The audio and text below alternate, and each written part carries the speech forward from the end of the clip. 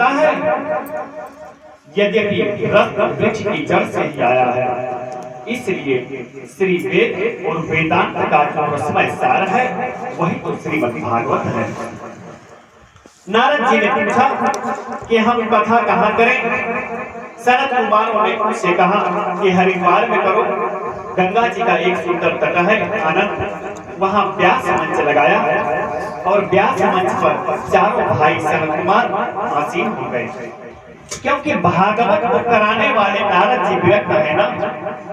यदि हम गृहस्थ हैं तो भागवत की कथा पत्नी सहित बैठ करके सुननी चाहिए। ये नियम है कि हर कार्य में पत्नी को दाएं तरफ बैठना चाहिए, किसी भी पूजा पाठ किसी भी शुभ कार्य में। लेकिन भागवत कथा श्रवण में और पूजा में पत्नी को दाएं तरफ बैठना चाहिए। पत्नी का अधिकार यज्ञ में दाहिनी ओर हो जाता है। बोलिए लक्ष्मी नारायण भगवान की जय। लेकिन जब महात्मा कथा कराएं तो वो पत्नी कहां से लावे? इसलिए नारद जी अकेले बैठे हैं और 3 आसन सामने बिछा दिए। भक्ति, ज्ञान और वैराग्य के कहा कि हे भक्ति माता, आप आओ, आपके कष्ट की निवृत्ति के लिए हम ये भागवत कथा सुन रहे हैं। भक्ति देवी अपने दोनों पुत्रों के साथ आई।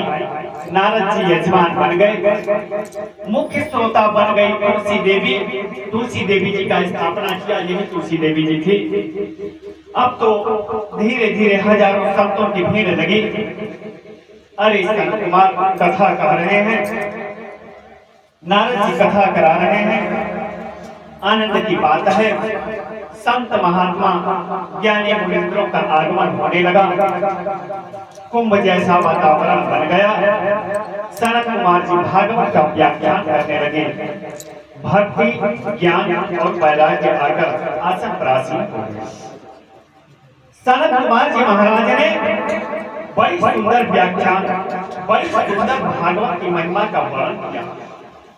लेकिन शास्त्र कहता है कि कभी भी शास्त्रों के बारे में शंका मत करो कि पंडित जी ने कथा इस तरीके से कही और हमने वहां पे पढ़ी थी कि कथा ऐसे थी। अपने मन में इस प्रकार का शंका जरा सा भी ना लाए। सनत कुमार जी कथा सुना रहे हैं, भक्त अपने पुत्रों के साथ आकर के विराजमान है, लेकिन किसी को दिखाई नहीं दे रहे हैं। नारद जी ने सनत कुमार से कहा कि महाराज, मैं आपसे एक प्रश्न कर सकता हूँ? बोले पूछिए। नारद जी ने पूछा कि यदि कोई भक्त व्यक्ति भागवत श्रवण कर मुक्ति पाता है तो कोई आश्चर्य नहीं। यदि कोई ज्ञानी पुरुष भागवत श्रवण कर मोक्ष को प्राप्त करता है तो आश्चर्य नहीं। परंतु क्या किसी पापी व्यक्ति को भागवत सुनने से मुक्ति मिल सकती है? सनत कुमार ने नारद जी के इन प्रश्नों का बहुत ही सुंदर व्याख्यान किया।